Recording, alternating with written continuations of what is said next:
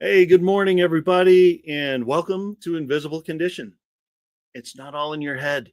I'm your host, Jeff Pearson, and by the way, first and foremost, Happy New Year, Happy 2025. I hope you had an amazing New Year's Eve last night, but maybe not that, or a couple days ago, I guess it would be. Hope you're not still recovering from New Year's Eve. That would be quite the New Year's Eve. Happy New Year, everybody, and I hope that your 2025 is off to an amazing start. I'm your host, Jeff Pearson. We want everybody with an invisible condition to know beyond the shadow of a doubt, you do have a voice, you have a community, and you are never, ever alone. And I am super excited to introduce you to my guest today. We've got, oh, come on. There we go. Welcome to live TV, everybody. Technology is a beautiful thing when it works, right? Yeah, so this is the first episode of 2025, so I'm very excited. And today we have Deb Porter on the show, and she has been an expert in active listening for over 25 years. That's right, I said active listening. There's a very big difference between listening and active listening, and we'll talk about that. And she's also the founder of Hold, Hearing Out Life Drama. Deb teaches active listening and emotional intelligence, resulting in positive communication outcomes, which is what we all want. If we're going to communicate, we want it to be a positive outcome, right? She used these techniques while living with her then husband as he dealt with an invisible condition of MCAD, M-C-A-D, which we will talk about. And I'm sure she will be able to remember what those letters stand for better than I do, because there's too many acronyms in the medical world. Let's just be honest. So we're going to go over that too. Deb also provides a safe, non-judgmental space so that those who use Hold's confidential listening service gain clarity and find relief from overwhelming situations. Let's welcome Deb to the show and kick this first show of the year off. Thank you so much for being here, Deb. Welcome. Thank you, Jeff. I'm excited to have our conversation. Absolutely. Me too. I have got to admit that I am not 100% sure what I got to remember. I remember we talked about it when we first were introduced and put MCAD. Yes. Let's dive into that a little bit, because can you just tell us a little bit about what that is and how it impacted him and you, obviously? So MCAD is a fatty acid oxidation disorder. And what that means is his body did not process fat for energy properly. So you and I, when we ingest our food and we get our body processes it right. And it breaks down those carbon chains, C12 to C8 to C6 to C4, right? And so, okay. Yeah. And so his body failed once it got to, I believe it was the C6. It's depending on the fatty acid oxidation chain. There are different disorders. He had the medium chain, so it just depended on where that break was. So he would eat and then consequently find himself not able to process fat to have energy. And so like most of us, our bodies just kick in and move on. But what he found is he would become hypoglycemic and he would get into trouble. His body would literally start to shut down if he did not consume calories. It was terrifying. Yeah, a little bit. Holy Yeah. smokes. So okay, first of all, yikes. Yeah. So how did you find out that this was going on? Like, obviously the first time that had to have been terrifying that, ate and then all of a sudden crash, and then, yeah. How did you even find out that this was going on? So it wasn't actually until we were pregnant with our first child that we discovered that he had it's a genetic condition. His two siblings had died in childhood and they had told him that it was possibly sex linked. And so if he ever had kids, he should look into, disorders. So we thought that everybody told us, oh, you can't have it. You're not dead. You're fine. And so insurance refused to test him. Unfortunately, we went for genetic testing. We're like, well, maybe we shouldn't have kids. Maybe that's kind of a bad idea for us. And they're like, well, you're probably only a carrier. It's probably fine. Interesting story. When we were initially once I accidentally got pregnant. And so we found ourselves in a situation where suddenly they did want to know if he was a carrier or not, because I was carrying a girl and it was relevant. Found out that actually it was not sex linked, but couldn't affect anyone. Just his parents had really bad odds that they had 3 biological kids and they were all affected. So that should be statistically only 1 in 4, but it's autosomal recessive. But the result was, they all did. So it made so much sense once he finally got his diagnosis, because by that point we'd been married 6 years. And so we'd struggled actually in our marriage, because of it, without even realizing what it was. So he would get hypoglycemic. It was this Dr. Jekyll, Mr. Hyde kind of thing. And I struggled to understand why you do this, because most of the time you're a great human being and I really love you and it's great being with you. But there are these other times when it's really not. And I just didn't understand. So his diagnosis actually helped us heal and a lot of what was going on in our marriage, because suddenly now I can understand. And so he actually had a surgery, and it's really amazing that he lived through that. He probably should not have, as because of the way the body processes anesthesia. It was a real problem. Yeah, he almost did not live through that, actually. And I think it was probably only because, he said to me after the surgery was over, it was a day surgery, it was outpatient, and he said to me that night, he's like, I don't feel so good. I'm like, you don't look so good. He's like, I feel like I'm dying. I said, you look like you're dying. What should we do? And he said, I'm like, do you want to go back to the hospital? I'll take you back. He's like, no, just bring me a Coke, Pepsi or Coke or whatever. And so that's literally what saved him, was, the sugar. And he just had an intuitive knowing about what to do. So anyway, we had lots of interesting experiences like that one throughout our relationship. And it got better once we understood what was going on. So, when it's going on in your body, it's amazing how much of a sense you get about what you need, even if it sounds ridiculous. Like, I feel like I'm dying. Give me a Coke. No big deal. What? Where does that come from? But it's true. I mean, I've had experiences like that too over the years, over the last 10 years, 11 years, had 4 brain surgeries. There's a lot involved there, but a lot of times it's like, what? Let's do this. Okay. Okay. All right. Cause I live in my body, not you. Right. And he lives in his body. So he knows what's up. So that's cool though, when it works out, So when it's the right answer. So how did it affect? Sorry, go ahead. No, I think it's so indicative of and important then that we talk about listening to your own body, right? It's not only listening to others, but listening to ourselves and what we need. I think that you bring a very valid, important point to the table that we can highlight for people. Like point number 1, make sure you're listening to yourself first. Right. Oh, totally. Yes. And when you, and the other part is the people that are around you during that situation take you seriously, and say, oh, okay, and so, I mean, I had something in 2013, which kind of kicked off six surgeries, 4 brain surgeries in 11 years. And what our first one that kind of kicked it all off was in August of 13. And that day, was like, oh, I woke up and I kind of felt like I had a tummy ache. But by the end of that day, I was bent over, couldn't stand up straight, and was in an ambulance on the way to emergency surgery the next morning. So, but my wife had to be convinced, at some point. It was like, no, look, we got to go. Yeah.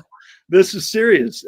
And so, but part of that is her going, okay, let's call 911 then. I'll follow you to the hospital, and actually taking that step. So, because blowing that kind of stuff off can really lead to bad things. So well done. Yeah, you gotta, if somebody's telling you something like that, believe them, and by the way, anybody watching, I know this is early in the show, but I want to do this early in the show. Audience out there, if you're watching on E360 TV, if you're watching on Facebook, if you're watching on YouTube, wherever, thank you for being here. And if you have ever, let me just say it this way. If you relate to any of Deb's story and you go, yes, light bulb, that's me. I can relate to that. I want to talk, just put yes in the comments. You don't have to get into any details or anything like that. Just put yes in the comments on Facebook or YouTube.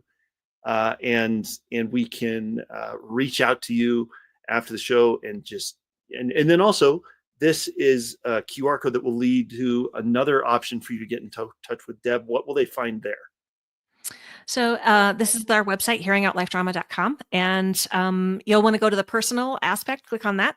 And there you'll find our blog and a bunch of free resources and also help if you just need somebody to hear you.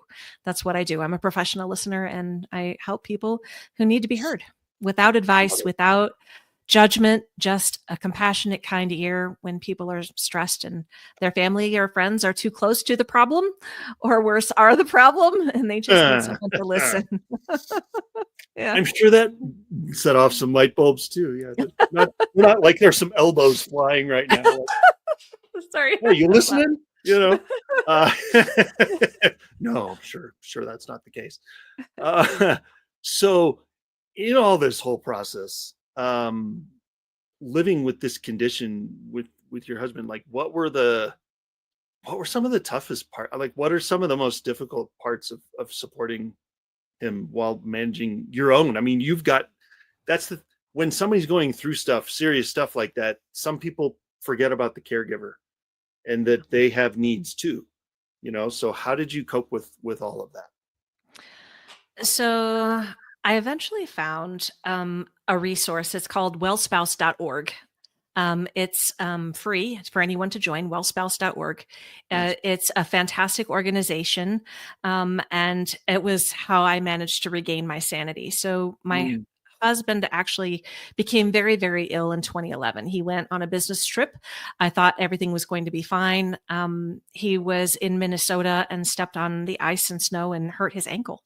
And he went to the emergency room because it swelled ridiculously large. They aspirated it, which means they stuck a needle in it. Like six times. Wow. And the last time, because they couldn't get enough fluid out to check, they thought maybe he had gout or something weird thing. He didn't, but that's what they were afraid of. And so, but the person actually touched the needle the last time, and that introduced cellulitis, which happened later when he got home. But that was the beginning of all the awful, as I think of it, for us. It was 8 years after that of miserable, difficult life, part of which time it was every 2 hours getting up with him to feed him, to make sure he ate something because he could not keep his glucose up. It was constantly trying this doctor, going, doing research on my own. I literally got to the point where I reached out to a stranger on the internet and I said, look, I saw this thing that was somewhere. Will you just have a conversation and talk to me? I need to understand what you went through here to see if it applies. because I was kind of out in the dark. Not a lot of people have heard of MCAD, as you know, it's a rare condition. And so that was difficult. So yeah, finding support for the caregiver, 100%. If you're in that role, you need help. Yes. Wellspouse.org is a great place. And there are lots of other places as well. The FOD support group, if you're dealing with a fatty acid oxidation disorder, another great place. And your other listeners, I'm sure, have also offered resources. And I hope that people understand that it's okay to get help. It's okay to reach out and get that. Yeah. Oh my gosh. Yes. Yeah. You, well, and what I'm hearing as you're saying all this in general, is advocate. Like you have to be okay with pursuing those resources. We can offer we can offer 10,000 things. Yeah. But you have to be able to discern which ones will be the ones you pursue, and then actually pursue them and go down that road and ask questions and fight for what you know is right for the care of your loved one and all the things. So yeah, that's the other important step. So through all this, what was kind of the turning point that made you like that you're doing this now, of course, for people, but what was the turning point during all this process that made you realize that the importance of holding space rather than just trying to fix stuff, because that's a lot of people. They hear a situation, they hear a problem in somebody's life, and they go solution mode, go, and so where does that come in? So it came in as a result of this whole experience. Family, friends, they really wanted to be there and support me, but only 2% of people in our nation have ever had any training in active listening. And most of those people are those who are professionally trained psychotherapists or psychiatrists or as I am, I'm actually, I trained as a United Methodist pastor. And so I had active listening training then. But for the majority of people in our nation have never been taught how to listen. And so consequently, as I desperately needed someone to just hear me and to sit with and to be with the experiences that I was having. But over and over again, people made common listening mistakes. The fixing one that you just mentioned, very common. Like, here, have you tried this or have you done this? And, that's not what I needed. That's not at all what I needed. What I needed was somebody to just be present with me and to let me word vomit and just be there. And most people, if they are able to not fix, a lot of times what will happen is, unless they're very emotionally self-aware, they'll get pulled off of their center, right? They want so badly to help you that they don't know how to hold onto themselves emotionally. And so they get pulled in and off their center. And that's not helpful either, because now suddenly, besides having the original situation that you had, you're now also trying to take care of them. And that's exhausting. It's incredibly exhausting. It can be. Yeah. Well, and a lot of people, the most common thing that I have noticed in society in general, really, but especially, having all these surgeries over the years, and yes, the fixing things, stop trying to fix me and offer solutions, just listen. But part of the other thing that I've noticed, and maybe you can speak to this for a minute, but is they're not actively listening. They're just waiting for their turn to talk and it's like they're waiting to pounce. And then as soon as there's an opening in the conversation, go, and there's their time to talk. And they haven't really listened enough to give an answer that makes any sense or to ask any questions, or they're so anxious to say something. They just go, and it doesn't always make sense. And that doesn't help you either. No. So, yeah. So let's take a moment then and define what is active listening. What does that actually mean? Because to your point, that's exactly what active listening is intended to do. It's understanding both the words, the content, and the emotions. So you have to be able to do both. It's not just one or the other. It must be both. So you have to be able to reflect back. I heard this. Is that right? Along with the emotion. And it feels really crappy, right? I mean, like whatever that feeling is, like you have to present both back. And when you do that and you do that in a compassionate way, and then you allow the other person to correct. I mean, sometimes we don't get it right. Sometimes we think we have it right, but actually, no, what I'm really feeling is this. But as soon as you say that, they'll tell you. It's amazing. Yeah. It's true. That's important, to leave that space for them to actually correct you and not be upset when they correct you. That's the other piece is they're not trying to be. I've had to do that over the years too. I mean, I get it.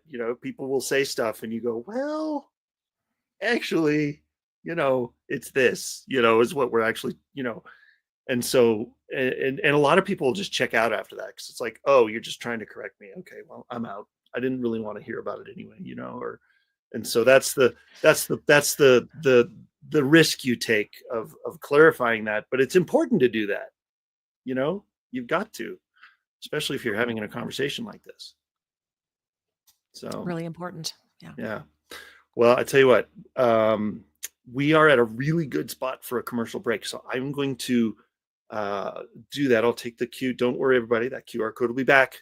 It'll be back in the second segment, so you can scan it and talk to Deb to your heart's content. But we're going to go to a break real quick, and so please stick around, because we're going to have more of Deb's story, and then we're going to dive into what she's doing now that can help so many of us, so many of you, and me included, on this active listening piece. So everybody stick around. Do not go anywhere. We'll see you in just a couple minutes.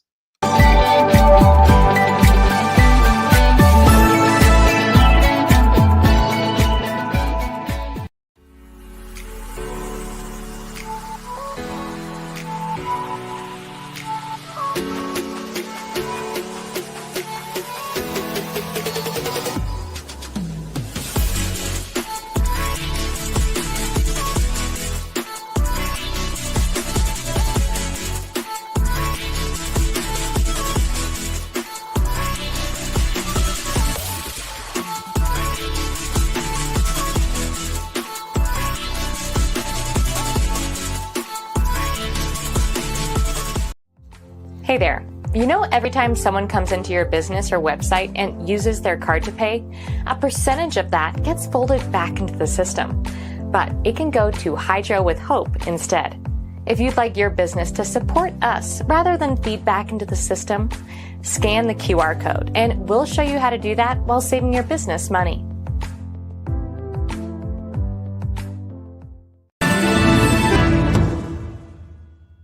Hey, how you doing? My name is Greg Russell. I'm the host of TechnologyTuesday.com. You can find us on the Conscious Business TV network every Tuesday at 2 p.m. Eastern Standard Time for the latest resources to help you make more money in your business. Join us on E360 TV. Come on.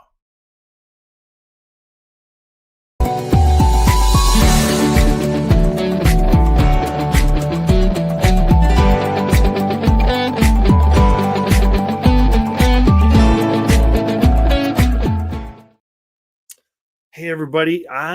Before we bring Deb back and hear more of her story, I can't wait for you to hear the rest of it, but we are going to pause for just a second. I would like to talk to you about InvisibleCondition University, or ICU for short. So ICU is something that I wish I would have had 10 years ago. Every time I've had to have surgery, and I've had 6 in the last 10 years, it's been a little crazy around here for the last 10, 11 years. My wife, every time I've had surgery, my wife and family were most of the time on their own. After we leave the hospital, that's it. You're on your own. That's why my wife, Catherine, and I created ICU. We wanted to provide a place where other people like us, maybe like you, could find community that listens, that cares, that actually walks with you through whatever you're going through, wherever stage you are in whatever process you're in, go through that with you. We meet on Zoom twice a month for about an hour, and we provide a safe place for patients and their caregivers. I'm the patient. My wife has been an amazing caregiver. Bring everybody to the table. Ask questions, vent frustrations, find information that maybe you're not getting from your care provider, or your doctor or the hospital. If you would like to learn more or want to receive a free 30-day membership, just scan the QR code that's on the screen right now. Go to myfreegiftfromjeff.com. The next call that we will have is actually later today at 3 p.m. Mountain Time, January 3rd. And so join us later today, 3 p.m. Mountain Time. We'll be on there for about an hour or longer. If there's enough people on there and we need to go longer, I'm all for that. We want to just be there for you. So join us. Can't wait to see you there.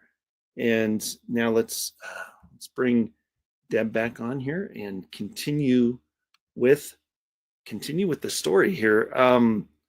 Now you said something at the beginning, we're at the beginning of the segment now. At the end of the last segment, you said something that I thought was really cool and worth repeating. You said when somebody is listening, they need to hear the words and they need to hear the emotions. Yeah. So hearing words is pretty easy. Everybody can hear the words. What do you mean by hearing emotions? What does that mean? So it's the feeling that goes along with the words, right? It's whatever emotion that is along with what they're presenting to you. So let's see. Let's give something real an example, because I think that's just so helpful for people when we can do that. Yeah. So let's say, for example, I remember a time that my husband actually felt that I wasn't listening to him, and there was a lot of tension, and so it wasn't just his frustration. It was that he felt I wasn't listening, but then it was the frustration underneath that, right? It's this is true and this is true. Like, you're not hearing the words here. I need you to hear what I'm saying, and I need you to hear the frustration to get both. You have to get both of them. And so, none of us are perfect. And so one of the things I always like to help people know is you don't have to get it perfect all the time. You just have to try and get it enough of the time so that you have that relationship built, so that when there are misses, you can come back and do the repair work that's needed to heal things. Yeah. Nice. Yeah. Because nobody's perfect. I mean, my wife and I have known each other since we were 12 years old, man. We've met in 7th grade band class. We've known each other for 35 years. That doesn't mean that we know how to listen to each other perfect every time. Everybody screws up every once in a while. Everybody says something that they don't mean, and gets misinterpreted. So yeah, it takes practice is the point. It does. Yeah. And so, and that is, go ahead. Sorry, go ahead. Yeah, it does. Practice is exactly it. That's exactly what it takes. Day in and day out, an intention and a practice. Intentionally deciding, you matter in my life. And this is important to me, whatever this conversation is, this is important to me, and I want to hear you. Yes. Yeah. And that's important too, because I know there's different personalities out there. There's all kinds of, there's 4 basic ones, but there's all kinds of variations and stuff. And so some of them, they can say, I feel happy, I feel sad, I feel angry. And you just want to say, please make your face communicate that, because I don't see it, and so with all the different nuances and different personalities out there, it's almost even more important to make sure you're communicating the correct way and the effective way. And so asking questions is a huge part of that. And I feel like I'm preaching to the choir here, because this is what you do. So tell us a little bit. Let's dive into that a minute, because I think it's hugely important.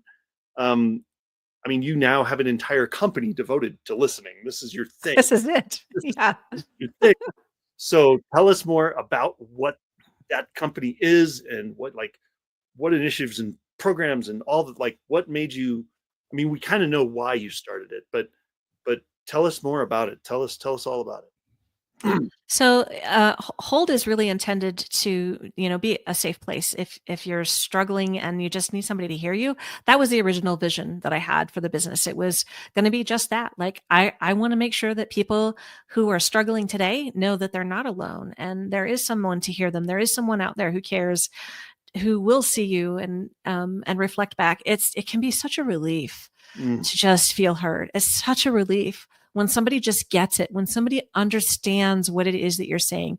And by understanding, again, I'm talking about the words and the feeling, right? Putting those together for people, really, really powerful. It's powerful when somebody does that. That's why the tagline is the business is discover the power of listening, because it is powerful.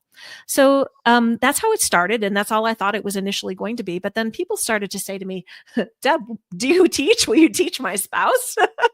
And while they were joking, I also began to hear I heard the seriousness behind that, right? Because I'm a listener. And so I also knew that they really would like some courses. And so I developed some training. So I have what I call my core method. And if it's okay with you, I'd love to share just really briefly what that is so people can get a feel for what I teach. Yeah. So this core method stands for, it's another acronym. I know I'm kind of crazy about acronyms, but it stands for calm, outcome, relate, and empathy. And so when those are the pieces of active listening that we need to make sure that we're always putting into place. And so most of the time when people are starting a conversation, many times we're not even starting from a place of calm, right? We're already emotionally dysregulated. And one person in the conversation needs to have that really in order to be able to help the other person to regulate. As long as there's one person that can hold on to that, you're usually pretty good to move ahead. But if neither of you do, the best thing that I suggest, take a pause, like back away. It's okay. But make sure you come back to it. Don't just say, well, we'll come back to that and then don't, because then suddenly now you're breaking trust and you're damaging the relationship rather than doing what you really intended to do, which was improve it. Mm-hmm. So take that pause, back away, and then come back. So that calm is critical.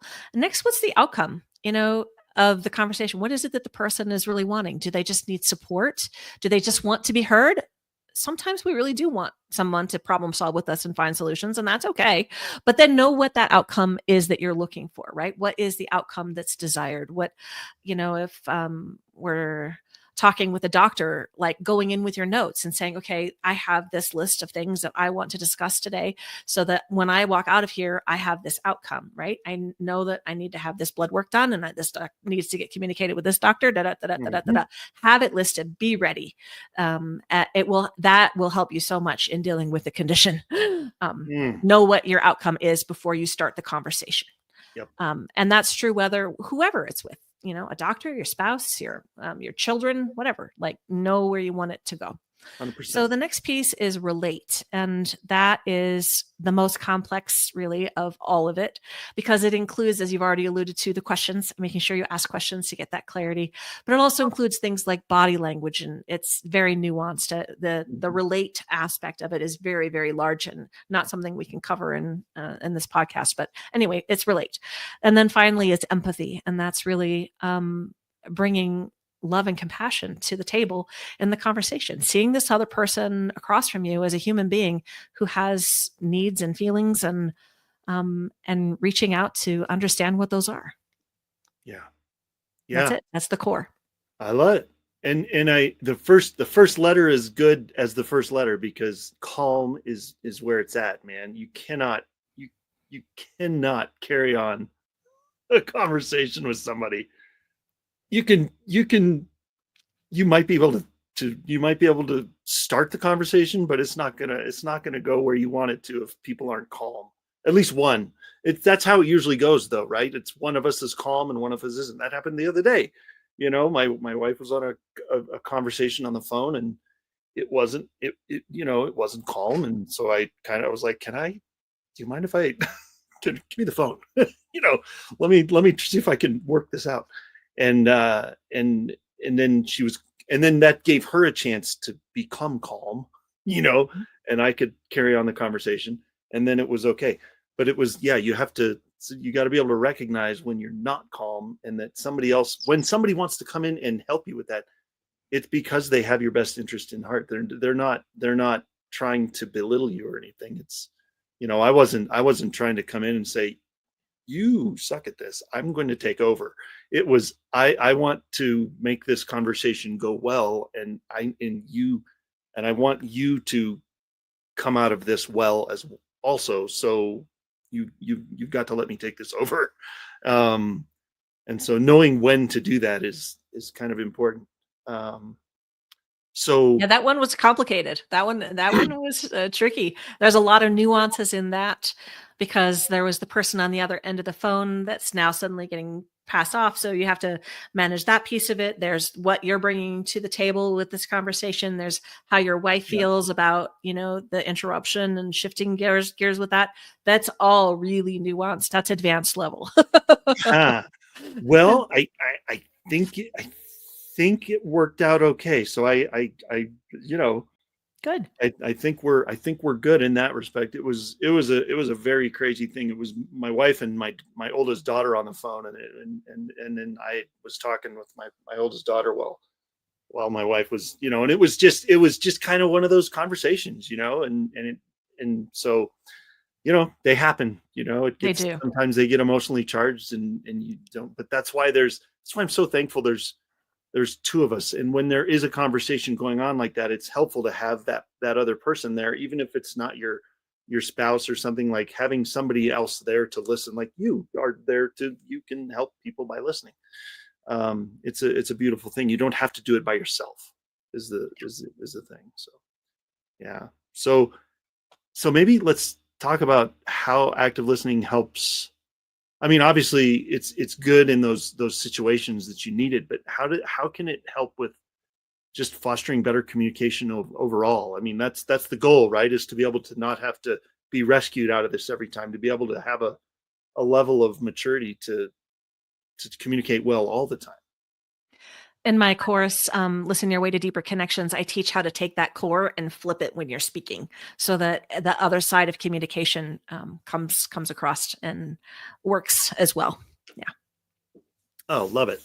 Yeah. So can you just maybe, I know we went through the core, the different things. Can you maybe share, we got a few minutes before we go to our last break. Can you share of a specific example where that active listening was kind of made a noticeable difference in the relationship in somewhere?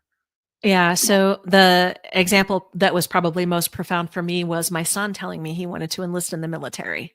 And I did not want him to enlist in the military. I had a different idea of his future, and it was not that. I'm a pacifist that does not like guns, and the thought of my son with a gun was not happy. I had an uncle actually that was not properly diagnosed with PTSD after he got back from Vietnam, and the trauma to the family as a result was great. And I'll just say that and leave it there. So I had desire to not have my son go in the military. So he tells me this, and he's like, and I'm 17, Mom, so I'm going to need you to sign the paperwork. And if you don't, I'm probably never going to talk to you again. Oh, sure. Yeah. So he felt strongly about it then. Yeah. He had some strong feelings that he was bringing to the table, and I had some strong feelings, and I was like, okay, this is going to be one that is going to take a little bit of time. And I was trying very hard in the conversation to remain calm and to hear him out because I heard that this was important to him. And so eventually I had to do exactly what I taught, earlier, like, we need to pause this and we're going to need to come back to the conversation. Now, typically for me, I can do that and come back in 5 minutes. And I was really clear with him. I'm like, son, this might take me a little longer than it usually does and he's used to this, right? He's lived with me his whole life. And so This is something that's familiar to him and our family. And so I'm like, we're going to come back to this, but it might take a little bit because I needed to get myself to a place where I could have the whole conversation and remain calm because I was not. And I knew I wasn't. So yeah, putting that into practice was a real challenge. It took me more than a day. I think it was less than a week. But yeah, being able to come back because, okay, so what did I do during that time, right? When I'm paused, like what was that like? So what that was like for me was this, I would start to think about it and I would start to feel myself escalate again in my mind. I could feel myself starting to spin. I'm like, okay, not yet. We're not ready yet. And so it wasn't until I could think about it and really think about it from his point of view and understand it from his side, that I was like, all right, I think I can come back to this now and hold on to myself and really hear him. Because I needed to understand that while I have my truth and that's real and it's valid and it's important, he also has his truth and it's just as real and valid and important. And somehow here we have to figure out how both of these things can exist and be okay. That's really powerful stuff. It's the power of and. That is awesome. Yes, and not but. No, not but and. We just heard about that again. We were just gone out of town this last week for a few days, and that was one of the things. It was like, but is just canceling out everything you've just said. And is a better word to use. You don't want to say all this, but because you've just basically obliterated everything you've said before. I'll never forget my seminary professor wrote on the board a sentence and then with but the conjunction in there. And then he took and he erased everything that was before that. And it was such a powerful experience of just seeing it erased. Like it's gone. It's like not there. He's like, you have to remember to listen for this when you're conversing with your congregants. You have to hear this. Anytime there's a but, they don't mean what goes before it. Exactly. You just nullified everything you said before. Exactly. And it's really true. When I learned that was really powerful. Oh yeah. I know we need to go to a break, but that was really good. No, it's all good. It's like the ultimate is I love you, but yeah, don't do that one. Don't do that, everybody. No. I'm just gonna, that one's for free. I'm just throwing that one in there. Don't ever say those words together. Yeah, that's not a good thing. Let's do that. Let's go for a break, and then after we get after we get back from the break, we will continue talking about this. But there's one word that I'd like to talk about when we get back from the break as well, and that's hope. Because that is ultimately, that's why we're all here, man. I mean, if you don't have hope, you're dead in the water already, honestly, no matter what you're struggling with. So you got to hold on to that. So we'll talk about that a little bit on this other side of the break as well. And everybody stick around, more to come. We'll see you soon.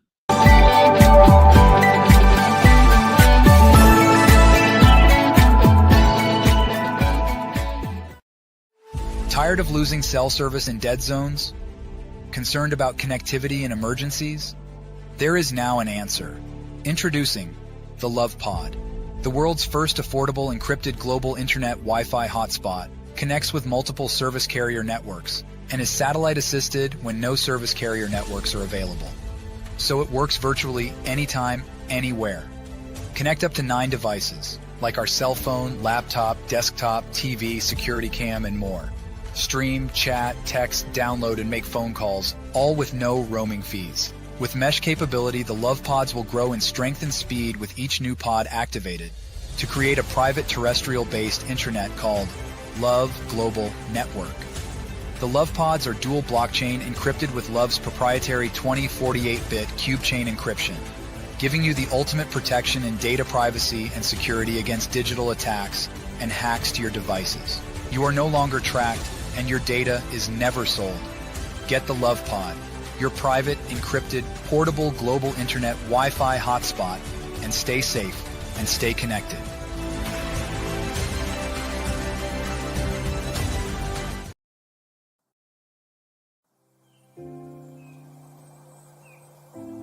Hi, I'm Jake, co-founder and CEO of One Hope. My friends and I started this company in 2007 out of the back of this truck on a mission to enrich people's lives through wine. Today, we've grown into a state-of-the-art Napa Valley winery that proudly houses a portfolio of award-winning wines which have touched lives through over 40,000 nonprofits at home and around the globe. And it's happening every day. Being rooted in local communities and contributing to initiatives that uplift neighborhoods, celebrate cultures, and promote community. It's what got us here. You see, through every bottle sold, your purchase can make a direct impact on the causes you care about. One Hope's cause of choice has given back over $10 million and counting. In a world where office workers typically receive 130 daily emails and have an 8-second attention span, CoreCentrica, with her 4 decades of international marketing experience, has partnered with the Learning Code Institute and their 30 years of neuroscientific research. Together, we are crafting unique messaging strategies that resonate, connect, and ultimately convert our target audiences. CoreCentrica, where award-winning creativity and disruptive neuroscience come together. Scan this code now, or call and click, and let us show you how CoreCentrica's partnership with the Learning Code Institute is influencing how businesses connect with their audience, foster engagement, and achieve conversions. Hi there, I'm Dawn Livingston, your host on the Transcend and Succeed show. Join me Fridays at 2 p.m. Central for limitless inspiration and ways to help you transcend your limitations. Tune into the Achieve TV network and the Voyage to Vitality channel. Transcend and Succeed show, right here on A360 TV.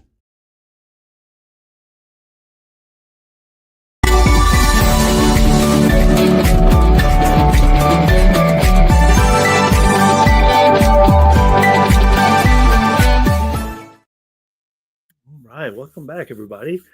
Thank you, by the way, Deb, for being here and doing this. This is awesome. This is so valuable stuff. I hope you guys are soaking this up and taking notes or something, because there is a lot just in that last segment. There was so much that is so enormously helpful. And I got to ask, I'm kind of tongue in cheek here, but your son's still around, like he didn't, like, you didn't kill each other during that conversation, right? Like, it worked. The technique worked. Like, you came back and nobody was harmed in the making of this decision, kind of thing. So You know, he did. He joined the National Guard, and he's still serving. He's in the process of his was a 6-year term because he was underage when he signed up. Okay. So he's in the process of that, and I would say our relationship is the strongest it's ever been, because through that, and through supporting him through that, and showing up for his graduation in Missouri when he graduated, and knowing all of that, it's been good. He said to me after he got back from all of his training, and also AIT, he's in the CBRN division, the Chemical, Biological, Nuclear, Radiological division. That was his training, CBRN, his MOS. Yeah. Yeah. He said to me when he got back, he's like, "Mom, I know I can do anything now. I can do absolutely anything," because you wanted to say hope. So, I know I can do anything. And that for me is amazing, because that was something I had hoped that he would one day know. He got to it a different path perhaps than I wanted, but I did want him to have that. So I think we're all good. And I'm incredibly proud of him and who he is. I'm also incredibly proud of our daughter, who's actually at Baylor College of Medicine right now, pursuing her PhD. Today, I just got the word that she passed her qualifying exam. So she's on her process through, and she's doing exactly what she did because her dad has MCAD, and she's interested in metabolics, and she wants to understand and push that science forward. So I'm incredibly proud of my 2 kids and the incredible humans that they are. I worried when my husband was so ill and we were going through all of this that they might be harmed in ways that couldn't be repaired, I was much of the time I was single parenting as a result. I mean, he was my husband was there, but the result of MCAD was hyperinsulinemia, which affected his brain and meant that a lot of times he didn't remember things. And so,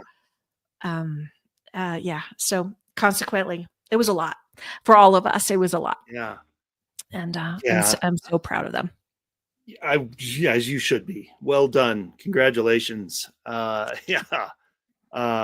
can relate only in the sense that our 3 children got to see all of what I had gone through over the last 10, 11 years with the 6 surgeries and the brain surgeries and the uncertainty, and holy smokes, what's going to happen to Dad? And,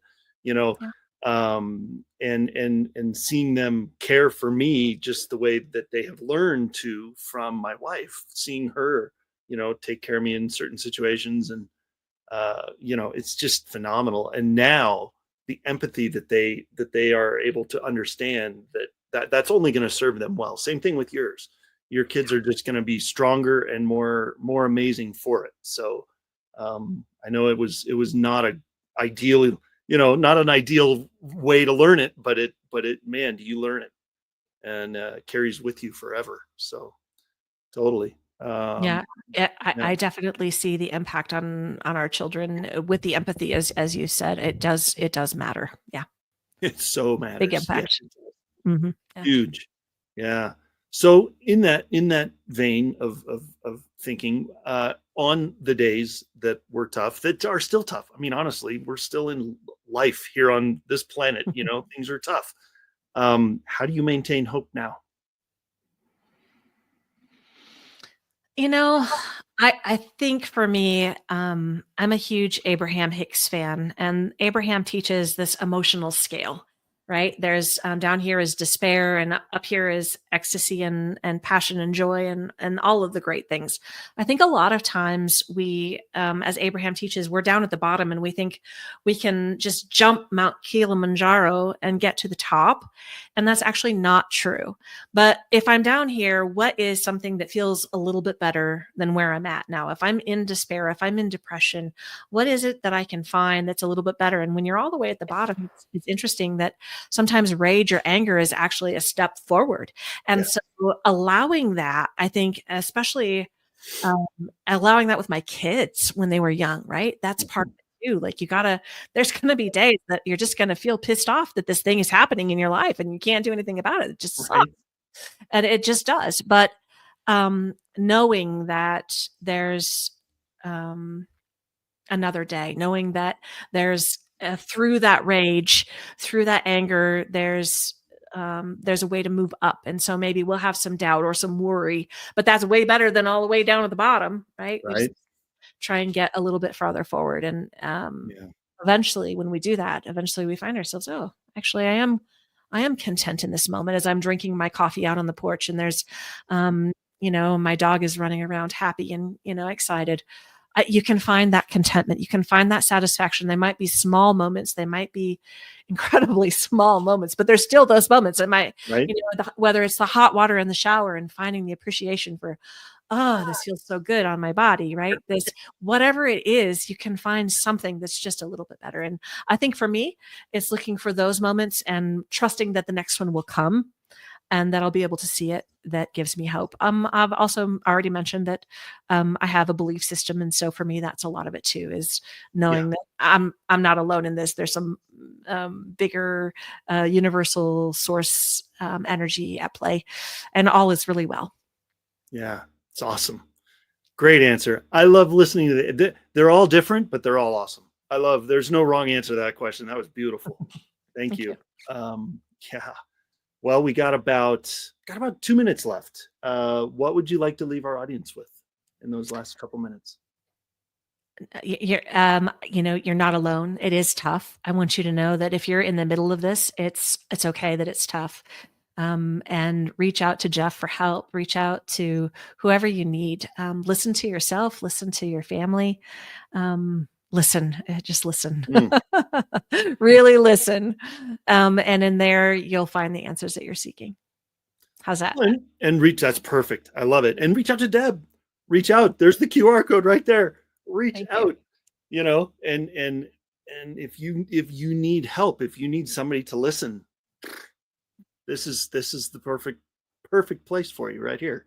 So this is awesome. And like I said, toward the beginning of the show, in the first segment, if you need anything like that and you're watching on Facebook or YouTube, just put yes in the comments or something, and just say, help me or something in the comments. And we can, we'll see that during the show today and be able to, reach out through social media or through her contact info, which will all be in the show notes as well, where you can contact Deb and have a conversation. So that's what it's all about. So yeah, well, Deb, thank you so much for your time and your just everything you're so real today. And I love stories that not just people aren't afraid to not just tell the pretty parts, so it's awesome. Thank you for your story and thank you for what you do. I appreciate it. Thank you, Jeff. Have a great day. You too. Oh shoot. I'm sorry. The button got hit and there she went. I'm sorry, Deb. Oh, okay, everybody. Seriously, scan the QR code one more time. There it is. It's going away. There it goes. All right. Now you're going to have to find it in the show notes. But it'll be there. It'll be there. I promise, especially if you're watching on Facebook or YouTube. So yes, thank you for being here, everybody. If this is your first time watching, man, you lucked out to be able to hear Deb's story. What a great show to be on your first show. And if you've been watching and listening for a long time, thank you for being here. We so appreciate you as part of our audience, and come back next time. And if you're watching on Facebook or YouTube or E360, anywhere that you can, like, follow, subscribe, share. We're in a social media society. Everybody knows how to do this stuff, right? Follow. If you subscribe to the YouTube channel, it'll warn you next time the show's coming up. Hey, it's coming up in half an hour or something. Please do that, because it's there's always more amazing content around the corner. I can't wait for you to see our next show, which will be on Tuesday, January 7th. Just rolling right along into the new year here with the next show on Tuesday, January 7th. And so, yeah, join me then for that show. And until then, have an amazing day, and we will see you next time.